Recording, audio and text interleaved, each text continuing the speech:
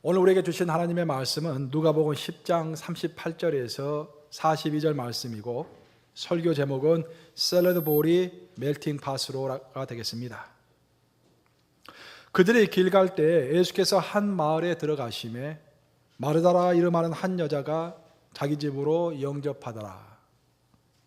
그에게 마리아라 하는 동생이 있어 주의 발치에 앉아 그의 말씀을 듣더니 마르다는 준비하는 일에 많아서 마음이 분주한지라. 예수께 나아가 이르되 주여, 내 동생이 나 혼자 일하게 두는 것을 생각하지 아니하시나이까? 그를 명하사 나를 도와주라 하소서. 주께서 대답하여 이르시되 마르다야 마르다야, 내가 많은 일로 염려하고 근심하나 몇 가지만 하든지 혹은 한 가지만이라도 족하니라. 마리아는 이 좋은 편을 택하였으니 빼앗기지 아니하리라 하시니라. 살아계신 하나님의 말씀입니다. 21세기가 진행이 되면서 세계에 있는 많은 사회과학자들이 관심을 가지고 연구하고 있는 주제 중에 하나가 로열티, 즉 충성심 내지는 애국심에 관련된 주제입니다. 지금 세계화 시대가 되어가지고 세계 어디를 가든지 여러 민족들이 뒤엉켜서 살고 있습니다. 근데 그 각각의 민족들과 그 각각의 개인들이 과연 어디에 그들의 충성심 내지는 애국심을 두고 있는가라는 그런 주제인 것입니다. 우리 미국을 예로 들어본다면 CIA나 또 나사에 근무하고 있는 Chinese American들, 실제로 그런 사건들이 있었는데, 또 코리안 아메리칸들, 한국에서 건너온 1세들이 과연 그들의 애국심을 그들이 살고 있는 미국에 두고 있는 것인가, 아니면 그들이 태어났던 중국이나 한국에 두고 있는 것인가 라는 그런 주제가 많이 대두가 되고 있는 것입니다.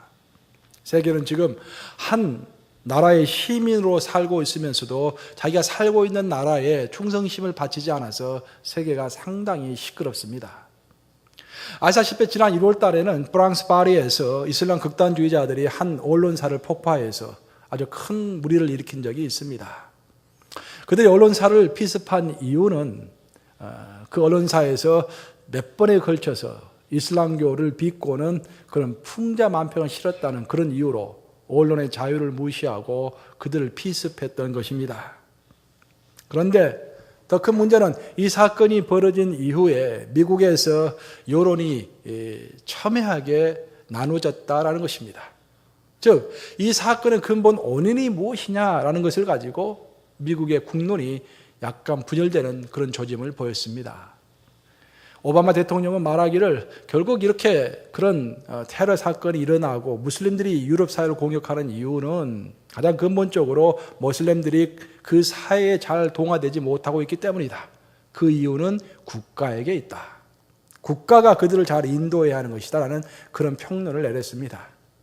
이에 발끈해진 공화당 출신이면서 루지애나 주지사인 바비 진달은 그는 자신의 경험을 빗대어서, 자신이 25년 전에 인도에서 이민 온 사람인데 자신의 경험에 빗대어서 이것은 국가의 잘못이 아니라 그 나라에서 시민권을 받아서 살고 있음에도 불구하고 그 나라에 충성을 바치지 않고 자기들끼리 커뮤니티를 이루어서 그냥 고립된 삶을 살고 있는 그런 사람들의 문제이다라고 대꾸를 했던 것입니다. 지금 서유럽 국가들의 가장 큰 사회 문제 중에 하나는 급증하는 무슬림 이민자들이 그 사회에 동화되지 않고 있다는 것입니다. 서유럽의 이민 정책은 근본적으로 샐러드 볼 정책을 추구해 왔습니다. 샐러드 볼. 샐러드 볼이 뭐냐면은 화면에서 보신 것처럼 이 샐러드 그릇 안에가 토마토도 있고 상치도 있고 여러 가지 야채와 과일이 섞여 있지만, 이것은 어떤 하나에 뭉쳐서 하나의 맛을 내는 음식이 아니라 각각의 맛과 특성을 그대로 유지한 채 그저 섞여 있는 것입니다. 바로 이것이 독일을 비롯한 서구 사회, 서구 유럽의 지금 문제입니다. 즉, 독일에 가보면 독일 국민들은 독일식으로 살고 있고, 그곳으로 이주한 수많은 터키에서 온 무슬림 이민자들은 터키 문화와 가치를 그대로 유지하면서 독일에서 땅만 빌려서 사는 그런 형태를 취해오고 있는 것입니다. 하지만 이런 샐러드 볼 접근 방법은 결국 실패한 것으로 평가가 되었습니다. 2010년도에 이 독일의 수상인 메르켈이 발표한 바에 따르면은 터키에서 온 무슬림 이민자들이 독일에 250만 명입니다. 굉장히 많은 숫자입니다. 독일이 이렇게 우리 미국처럼 뭐 3억, 4억 되는 인구도 아니고 한 5천만, 6천만 정도밖에 안 되는 인구에 250만 명이니까 굉장히 많은 숫자입니다. 근데 그들이 독일 사회에 전혀 동화되지 않고 스스로의 개토를 만들어서 스스로의 왕국을 만들어서 독일의 전체적인 경향을 따라가지 않고서 독립된 삶을 살고 있다라고 독일의 수상이 개탄을 했던 것입니다. 이런 서유럽의 이민 정책에 비해서 미국의 이민 정책은 근본적으로 아주 다른 것입니다. 미국의 이민 정책은 멜팅 팟 이민 정책이라고 합니다. 멜팅 팟이라는 것은 지금 화면에서 보신 것처럼 아까 그 샐러드 그릇 안에 들어있던 샐러드들이 야채와 과일이 섞여져 가지고 푹 녹아서 야채 수프를 만드는 것입니다. 전혀 새로운 한 가지 맛을 내는 그런 수프를 만드는 것입니다. 이처럼 미국으로 온 이민자들은 미국 사회와 가치와 문화를 그대로 받아들이면서 미국 사회의 일부가 되고 있는 것입니다.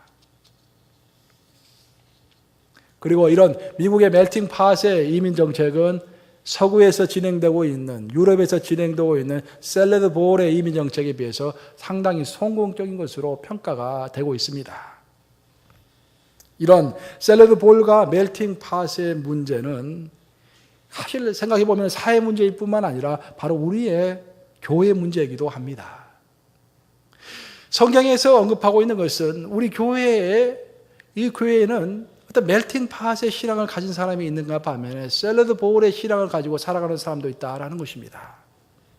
샐러드 볼의 신앙이라는 것은 분명 예수님의 가르침을 받고 있음에도 불구하고 몸된 교회를 통해서 신앙생활을 하고 있음에도 불구하고 자신이 사회생활을 할 때 가졌던 생각과 습관과 그런 어떤 사상을 그대로 가지고서 신앙 따로 생활 따로 이렇게 생활해가는 사람을 보통 샐러드 볼의 신앙이라고 소개를 합니다. 반면에 멜팅 팟의 신앙이라는 것은 여러 가지, 물론 우리가 여러 가지 부족하지요. 사실 그런 부족함에도 불구하고 그래도 믿음대로 살아보려고 몸부림치면서 자신의 자아를 그리스도의 교훈과 사랑 안에서 녹여서 어찌하든 간에 예수 그리스도의 모습에 시간이 가면 갈수록 조금씩 닮아가는 것. 그것이 가장 바람직한 멜팅 팟의 신앙이고 또 그런 사람들이 교회에는 많이 있는 것입니다. 이런 현실에서 우리의 교회의 최종 목적은 아주 명확합니다. 우리 교회의 최종 목적이 무엇인가? 그것은 예수 그리스도를 닮은 사람들을 생산해내는 것입니다. 그러면은 샐러드 볼의 신앙을 가진 사람들이 멜팅 팟의 신앙을 가진 사람들로 변화가 될 수 있도록 그리스도의 교훈과 그리스도의 사랑으로 그들을 이끌어주는 것, 변화시키는 것, 그것이 우리 교회의 최종적인 목표인 것입니다. 그런 의미에서 오늘의 본문은 우리에게 어떻게 해서 샐러드 볼의 신앙들이 멜팅 팟의 신앙으로 바뀔 것인가? 그런 것에 대한 어떤 중요한 어떤 실마리를 제공하고 있는 그런 구절이라고 할 수가 있겠습니다. 오늘 본문을 보시면은 예수님께서는 갈릴리에서 사역을 하시다가 일단 갈릴리 사역을 접고서 초막절이 되어서 예루살렘으로 올라오십니다. 예수님께서 한 십자가에 못 박히기 전 한 40일 전에 이제 예루살렘으로 올라오시는데 그냥 올라오시는 것이 아니라 예수님은 길을 가시면서도 항상 사역을 하셨습니다. 사실 여행 자체도 힘들 것 같은데 여행하시면서도 쉬지 않고 사람들을 만나서 가르치시고 힐링하시고 사역을 계속 하신 것입니다. 그리고 예루살렘에 도착해서도 예수님은 말씀을 전파하셨습니다. 몸이 얼마나 피곤하겠어요. 이 피곤한 몸을 이끌고서 이제 예루살렘에서 한 2마일 정도 떨어진, 그렇게 멀지가 않죠. 한 2마일 떨어진 베단이라는 아주 시골 마을에 이르게 됩니다. 그리고 그 시골 마을에 이르렀을 때 마르다라고 하는 여인이 앞장서서 자신의 집으로 예수님을 인도했다라는 것입니다. 마르다는 자신의 오빠인 나사로와 자신의 여동생인 마리아와 함께 살고 있었습니다. 근데 오늘의 본문에서는 그 두 자매의 이야기가 나오는데 마르다와 마리아는 성격이 아주 많이 차이가 있었다라는 것입니다. 마르다는 기본적으로 어떤 사람과 환경에 민감한 사람이었습니다. people oriented 되었다. 사람에게 관심이 많은 그런 사람이었습니다. 반면에 마리아는 다소 냉철하게 보이고 쌀쌀하게 보일 망정 어떤 신앙적인 목적을 두고서 행동하는 그런 사람이었습니다. 그래서 그런 사람들을 보통 우리가 task oriented 된 사람이다, 일 중심적인 사람이다 라고 목표 중심적인 사람이다 라고 표현할 수가 있을 것입니다. 이렇게 두 사람이 다른 성향을 가지고 있었는데 언니이자 가장인 마르다는 어떻게 해서든지 예수님의 일행을 잘 대접해 보려고 노력을 했습니다. 성향 자체가 사람에게 관심이 많고 또 이렇게 환경에 민감한 사람이라서 예수님을 그냥 그렇게 보내고 싶지 않았습니다. 예수님과 12제자, 최소한 13명 이상의 손님을 맞이해서 마르다는 몸이 닳도록 이것저것 열심히 일을 했던 것입니다. 오늘 본문을 자세하게 읽어보면 오늘의 본문이 우리에게 주는 impression, 어떤 인상은 마르다는 어떤 extra special treatment, 그냥 보통 트리트먼트가 아니라 extra special or overdoing special extra special treatment. 그러니까 어떤 과도한 대접, 그런 어떤 인상적인 대접을 하기 위해서 굉장히 분주했던 것 같습니다. 그 결과 마르다는 마음이 분주했다라고 본문은 소개하고 있습니다. 여러분 어떠세요? 예수님을 위해서 이렇게 열심히 봉사하는 것이 잘된 것입니까? 잘못된 것입니까, 여러분? 좋은 것입니다. 우리가 대접할 수 있는 한 최대한 대접하는 것이 옳은 것입니다. 마르다는 잘못한 것이 아닙니다. 그래서 본문에서도 마르다가 대접한 것이 잘못됐다라고 이야기하는 구절은 없습니다. 하지만 여기서 우리가 주의해야 할 것은 이러한 여러 가지 일로 인해서 분주해진 마음이 어떤 일정한 도를 넘어서면은 그것이 심각한 문제로 발전하게 된다라는 것입니다. 우리의 일상의 삶에서 많이 경험하는 것입니다. 손님이 우리 집을 방문한다든지 교회에서 어떤 일을 할 때 열심히 일을 하고 싶고 또 열심히 일을 합니다. 그런데 어떤 도를 넘어서면은 그것이 우리에게 해가 되는 것으로 다가서는 것입니다. 그러면은 우리는 신앙생활을 할 때 어느 정도까지 분주해야 할 것인가?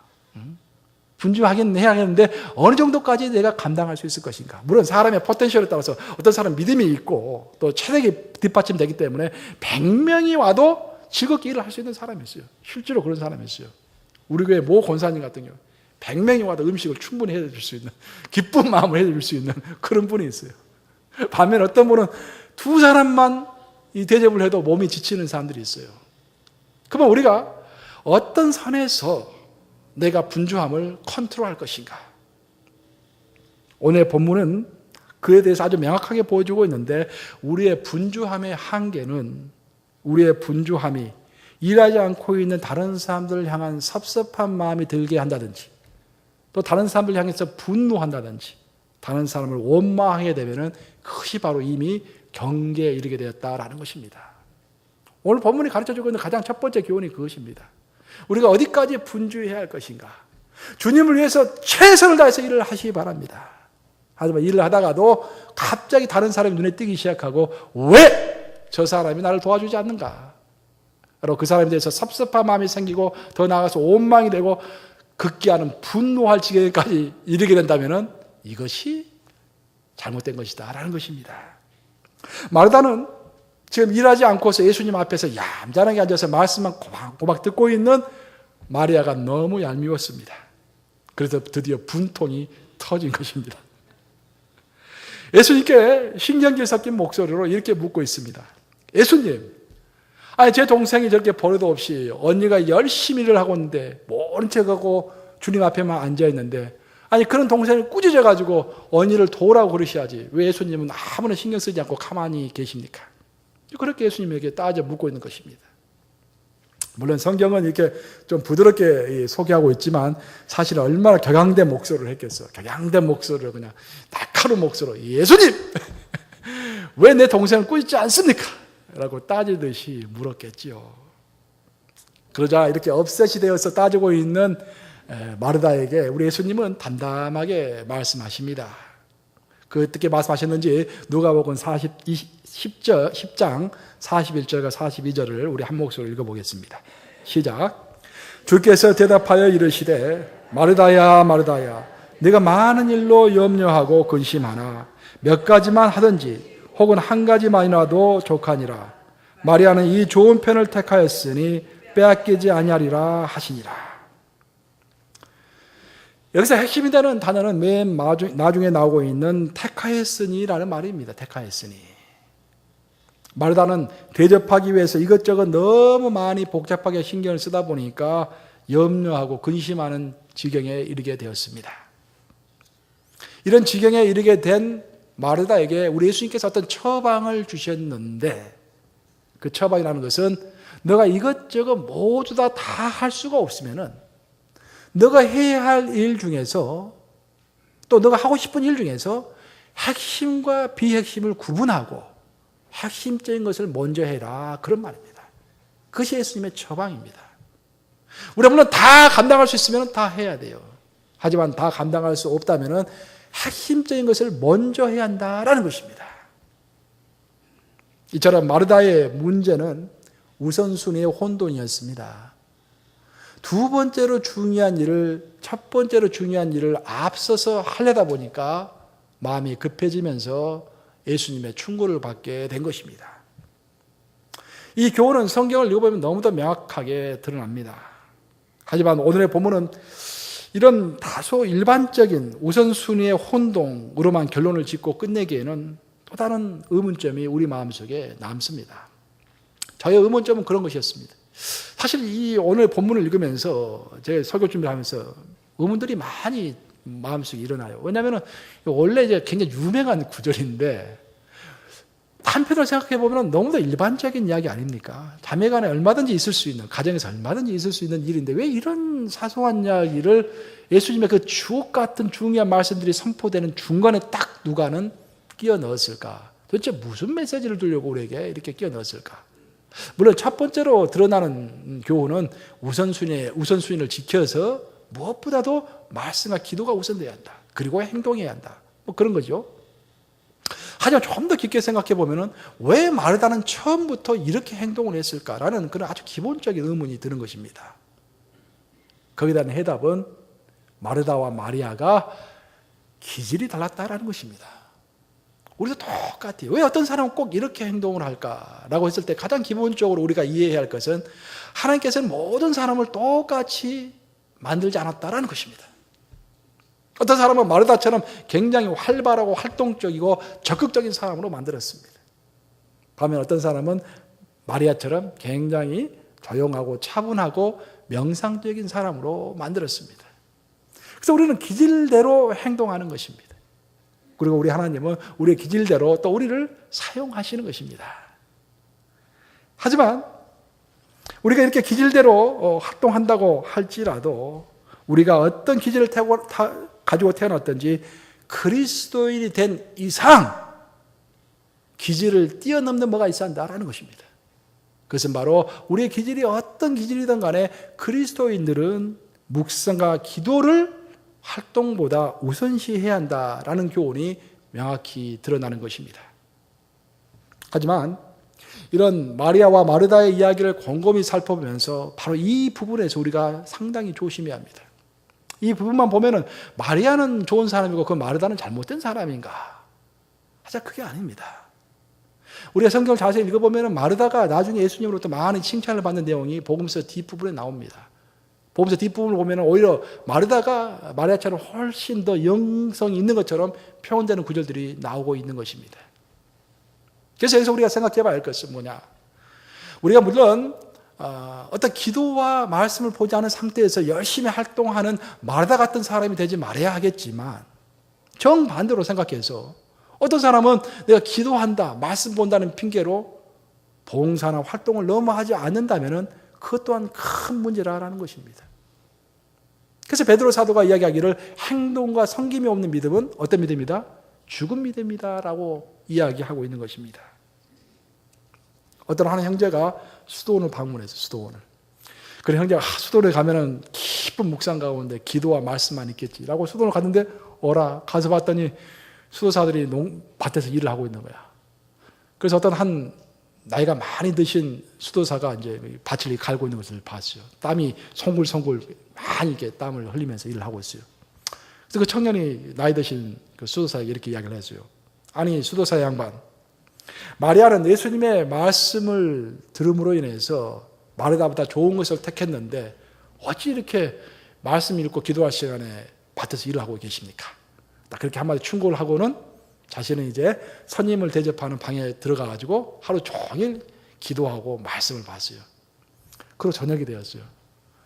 저녁이 됐는데 이상하게도 밥을 먹으라고 라는 그런 정갈이 오지는 않는 거예요. 하루 내내 여행을 해가서 지금 배가 무척 고픈데 참을 수가 없는데 누구 하나 밥을 먹으라고 말을 하는 사람이 없었습니다. 그래서 참다 못해서 이제 찾아갑니다. 그 늙은 수도사를 찾아갔어요. 아니, 여기서는 저녁밥을 어제 몇 시에 먹습니까? 이 늙은 수도사가 얘기하는 거야. 우리 이미 다 먹었는데? 깜짝 놀란 그 청년이 묻습니다. 아니, 식사를 하시면서 저를 이렇게 부르지도 않으셨습니까? 배가 너무 고픈데. 그러자가 그렇게 이야기하자 태연하게 그 나이 드신 수도사가 말씀하더랍니다. 아니, 나는 자네가 너무 신령해서 말씀과 기도로만 사는 줄 알았지. 우리처럼 썩어질 양식을 먹을 거라고는 상상도 못했네. 라고 이야기하면서 한 방을 쫙 날리더랍니다. 결국 마리아와 마르다를 선택하는 것이 아니라 우선순위의 문제일 뿐 우리는 두 개를 다 해야 하는 거예요. 물론 말씀과 기도가 없이 활동만 하는 사람, 봉사만 하는 사람도 문제이지만 더 큰 문제는 말씀과 기도를 핑계로 해서 전혀 활동이 없는 사람은 더 큰 문제다라는 것입니다. 세계적으로 큰 영향을 미쳤던 토마스 머튼이라는 영성가가 있었습니다. 오래전에 68년도에 별세하셨는데 현대 기독교에 특히 우리 개신교에 큰 영향을 미친 사람입니다. 그 토마스 머튼이 그 쓴 글들을 보면은 아주 영성의 깊이가 있는데 토마스 머튼이 그런 고백을 했어요. 나는 평생 동안 두 가지 주제를 가지고 고민했다.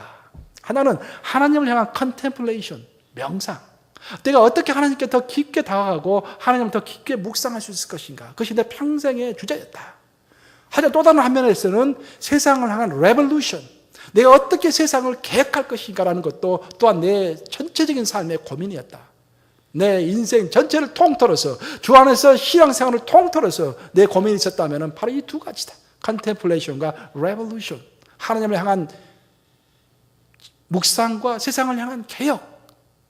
하지만 내가 깨달은 것은 순수의 중요함이었다. 나는 두 가지를 다 해야지만 순서는 컨템플레이션이 먼저이다. 하나님을 향한 깊은 영성이 없는 사람이 사회 계획을 하자고 나섰을 때 그 사회가 크게 흔들리는 것을 나는 몇 번이나 목격했다. 라는 것이 그분의 고백인 것입니다. 우리에게 너무 큰 교훈이에요. 여러분들이 무슨 일을 하려고 하실 때 우리가 정말 하나님을 향한 깊은 영성이 없이 컨템플레이션, 깊은 묵상과 기도와 말씀이 없이 어떤 마르다처럼 행동하려면 그 행동을 인해서 오히려 교회와 사회가 또 내 가정이 혼란스러울 수 있다는 것입니다.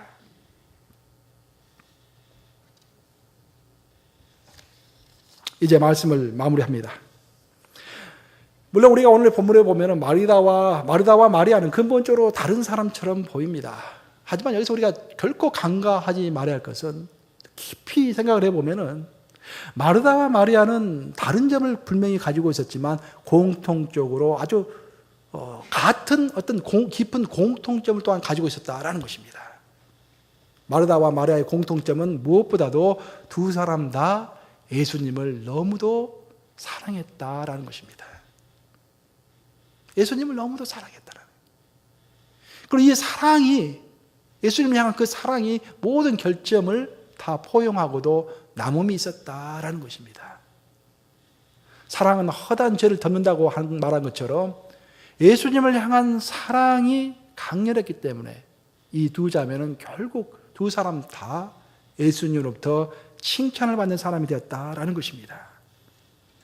예수님을 집으로 초청한 사람은 누구였습니까? 마리아가 아니라 마르다였습니다. 어떻게 해서라도 주님을 더 잘 대접해 보려고 땀을 뻘뻘 흘리면서 일한 사람이 마르다였습니다. 그럼 예수님께서는 야, 기도도 않고 말씀도 안 보고 땀만 뻘뻘 흘리냐? 나는 너 보기 싫다. 그렇게 말씀하셨을까요? 아니에요.